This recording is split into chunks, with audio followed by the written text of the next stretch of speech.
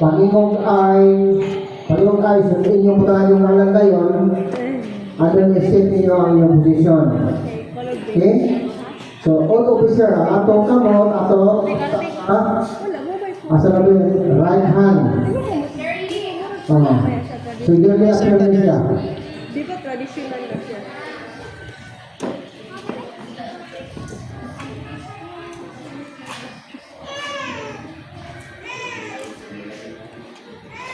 Okay, so please right hand. Pag inyo na kung ay, isunod na ninyo ang inyong ngalan o posisyon. I, having been elected to the position of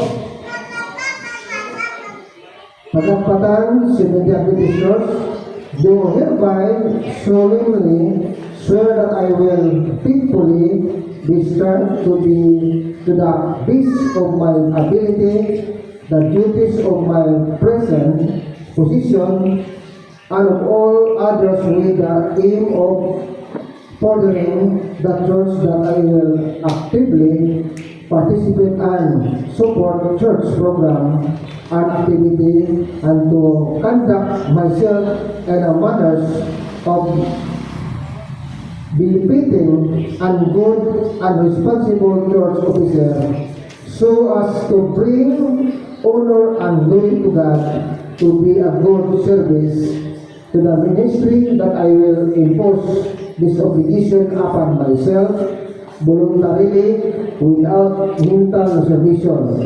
So help me God. Okay.